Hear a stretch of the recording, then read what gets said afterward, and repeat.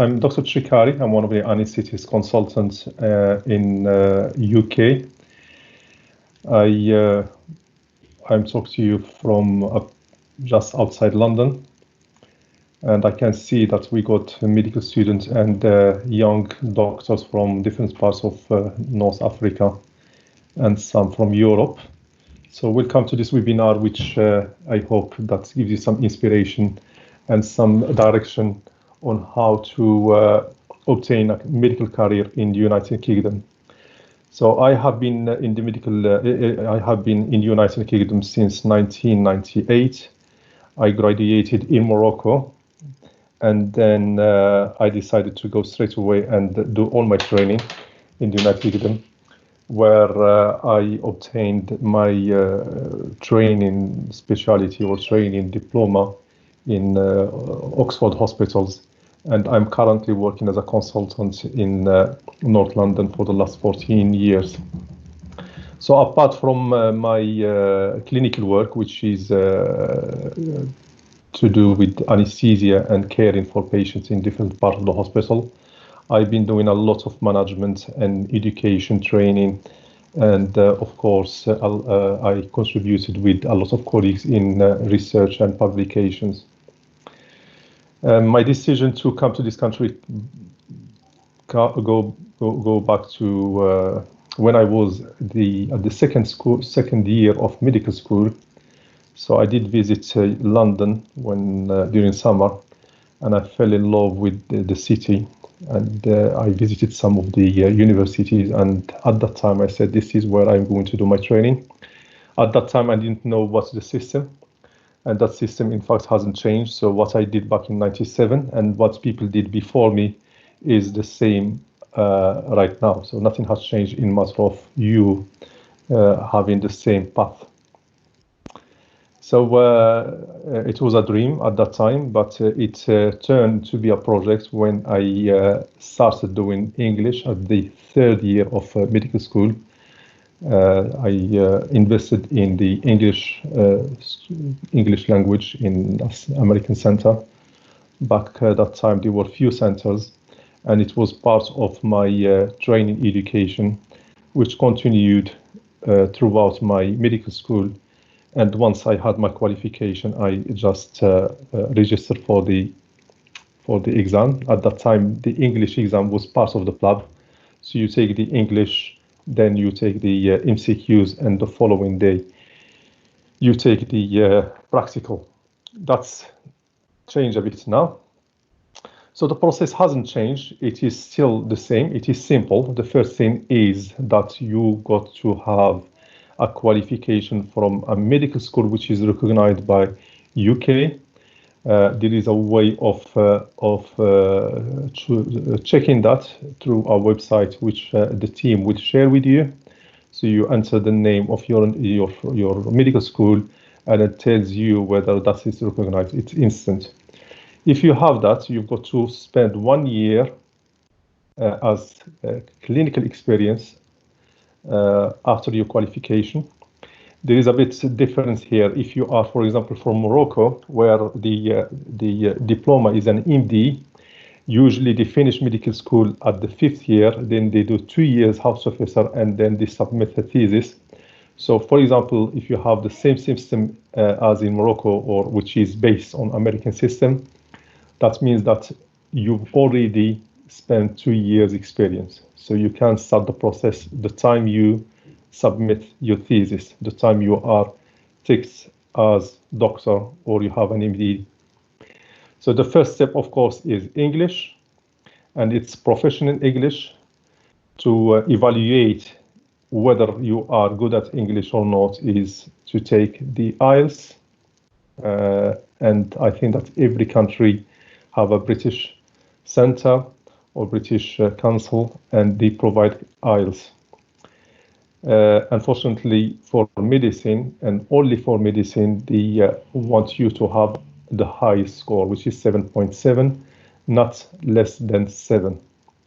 And there is a reason for that, because you are going to communicate with patients. And the most important in recruiting or developing a doctor is to be safe. for what they do.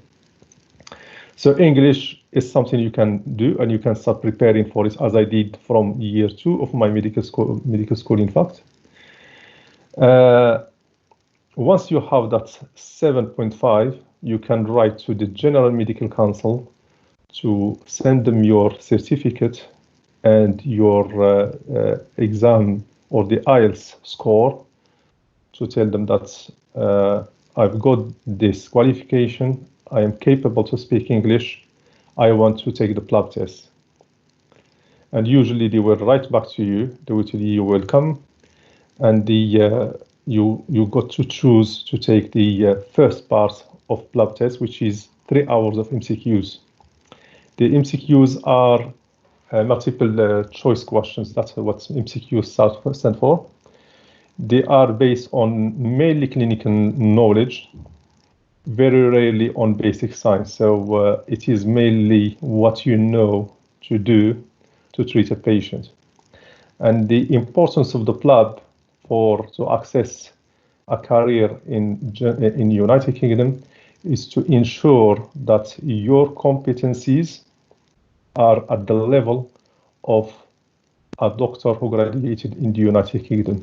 So that's why you got an exam to, and only thing which tells them that this doctor is safe to practice is the exam. So the first part is MCQs. MCQs can be taken in different centers. So if you take North Africa, the nearest one is Egypt. If you take beyond Egypt is Emirates. South is Nigeria, and but probably some people prefer to go to London altogether to take the exam. So for that, you want to have a tourist visa, which normally would be granted to you as you got a reason you are traveling. So it's 3 hours exam. They give you the results, and when you pass that, you can take the PLAB 2. The PLAB 2 exam is practical. So we got a certain number of stations, and each station has 8 minutes and something to do or to talk about or to demonstrate.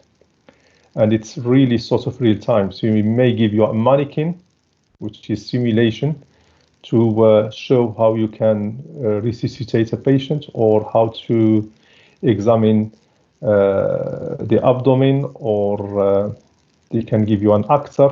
You can speak to the actor about bad news, that's communication, or anatomy or something else, but it's practical. So we got 16 stations, 8 minutes, very objectively scored. So really, they don't. It's very, really unlikely that there is discriminate among people. So people who are good at it, they would pass. People who need a bit more development, they would have to repeat the exam.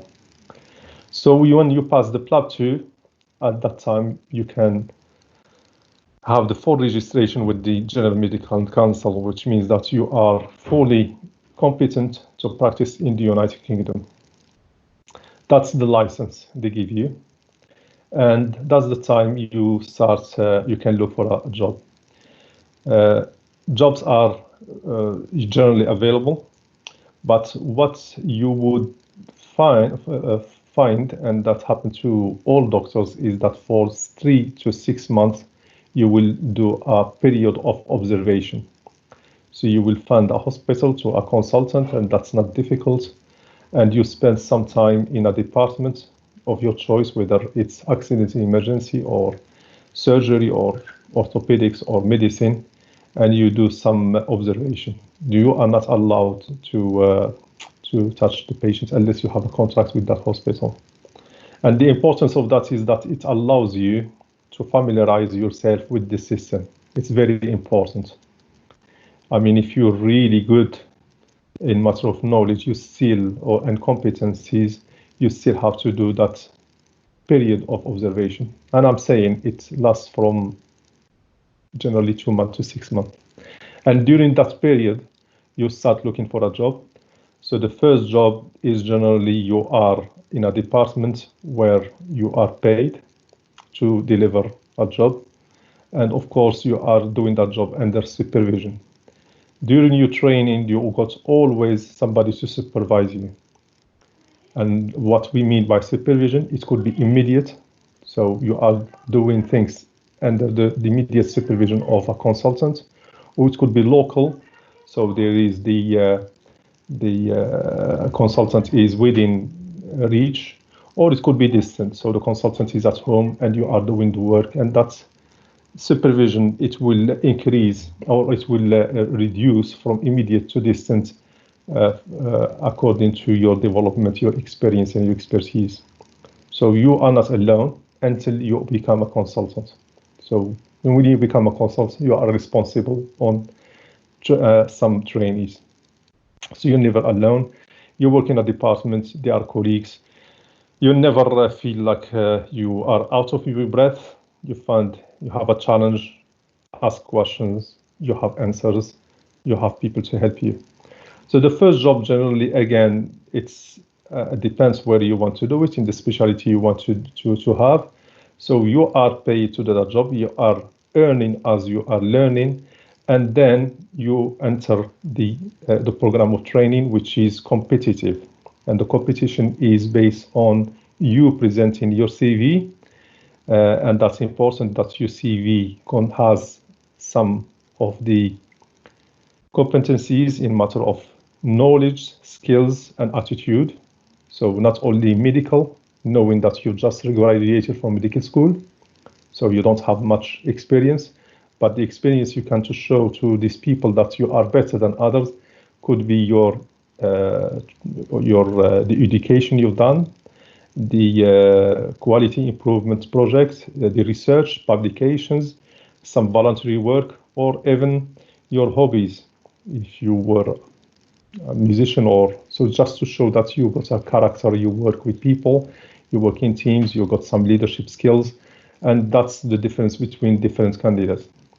So when you got to the CT1, it's CT1, CT2, so it's like a resident in the Moroccan system.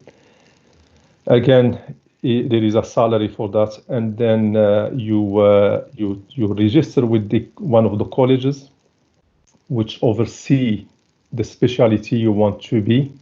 So if you want to be an anesthetist, you got to register with the Royal College of Anesthetists. If you want to be a surgeon, you register with the Royal College of Surgeons. And those colleges are the one who oversee your training. So they follow you to your training in matter of evaluating you, training you, making sure that you are at the right place, you are supported, you got mentor, and you are doing the right thing to progress. Everything is ticked. You got a logbook about the cases you do, the procedures you do, the training you do, the courses you attend, the conferences you present. So it's not only medical training, it's not only what you do, it's about what you know, how you share the information, how you innovate, how you publish, and you come up with the new ideas. That's the beauty of the training in the United Kingdom. It's not only about the medicine. And then when you do CT1, CT2, you apply for the, you continue on the specialty, the specialty you like to carry on, that becomes specialty training, and that specialty training extends from ST3 to ST5, for example, for anesthetic, and it expands to ST3 to ST8 for other specialties, for example, neurosurgery or cardiothoracic surgery.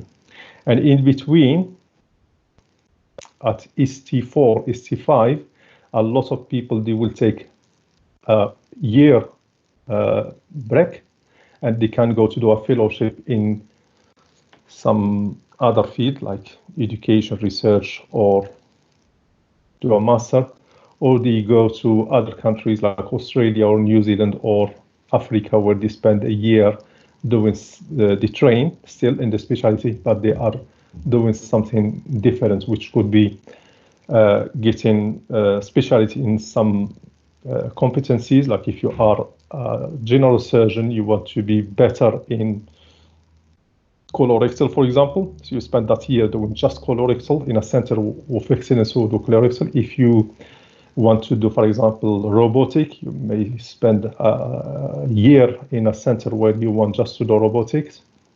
Or you can spend a year doing education, for example, in countries where they need educators. So you create projects and all that, because after you become a consultant, you want to be working as a doctor, but also you want to do education.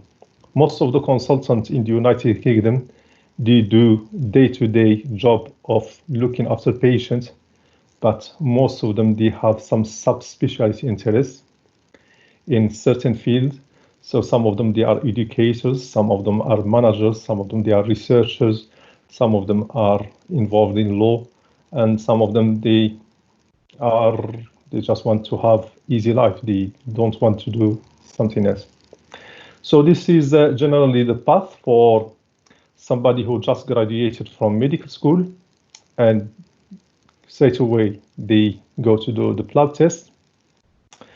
For doctors who are already practicing, whether they are practicing in a specialty or they are practicing as in family medicine, they still can have a career in medicine in UK, and there is still a path for that.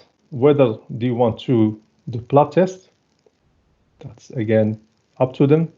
But the other way of doing it is sponsorship. So what we mean by sponsorship is, of course, the first thing again is English. Whatever the case for you is English. You've got to have that 7.5 in IELTS. I forgot to mention that there is another new exam in English which is more appropriate for doctors and nurses, which is the OET. OET, which is the Occupation English Test, and it is more appropriate for doctors as the subjects are more healthcare. But the difficulty, it is the same as the IELTS. That's an exam you can prepare for. There are countries which have centers, but I think that, for example, if you are in North Africa, you've got to take the exam outside North Africa. The nearest point for you is Madrid or London again, or I think that Egypt is the nearest point for you. So a lot of people, they advise doctors and nurses who took the OET and the IELTS, they would advise you to take the OET just because it is more healthcare convenient. So if you are going to the sponsorship, again, there are no slides, I'm sorry. I had enough of PowerPoint. So there are no slides. I will show you some slides later if needed, but there are no slides. So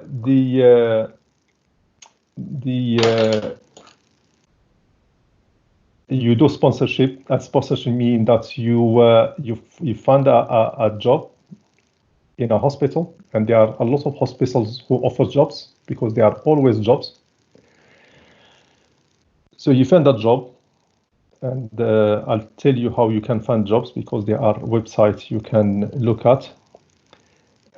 Then you write to the Royal College of the specialty where you are already practicing in your home country. For example, if you are a surgeon, you write to the Royal College of Surgeons, and you ask them there is an application you fill. You tell that there is a job in Hospital A in London, for example, and I need sponsorship from you. And what they will ask you, question 1 is English, question 2 is your CV.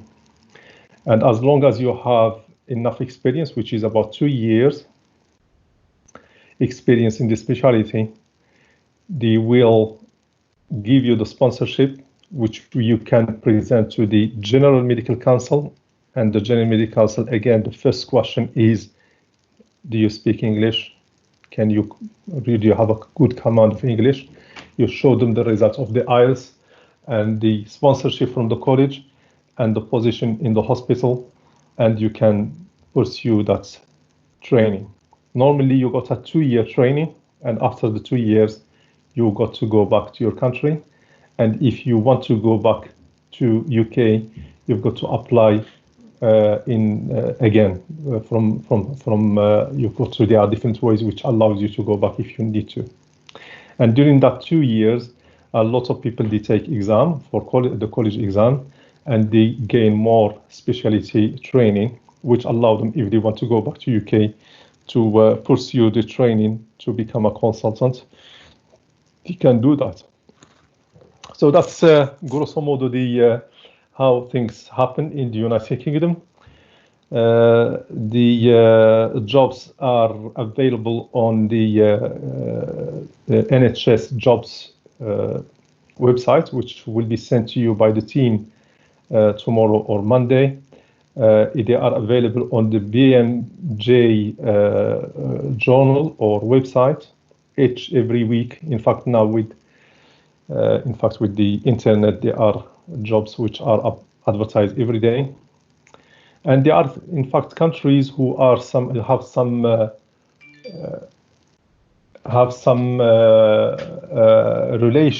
government relation between the UK and, for example, their own country. So they have schemes where they send a certain number of trainees to the United Kingdom. For example, we had in our department trainees coming from Sri Lanka at a regular basis, and that's because there was an agreement between the Royal College of Anaesthetists and the Ministry of Health in Sri Lanka. So that's something your government or Ministry of Health of your university, if they create those links with the bodies in UK, they can have that channel open for trainees, and it could be vice versa, in a way that trainees or doctors from your country go to UK, and doctors from UK, they come to your country to do that year fellowship or do some training. So it's a two-way system. So generally, this is the way you carry on with it. You have to go through, which hasn't changed. As I told you, it is probably, I would say, simple. English first, Plab 1, Plab 2, and you are registered with the General Medical Council, and you just have to pursue your career in the United Kingdom. If you are already practicing doctor, your way is either you do Plab or you look for sponsorship through the Royal Colleges and the General Medical Council after having secured a job in a hospital. This is it, simple.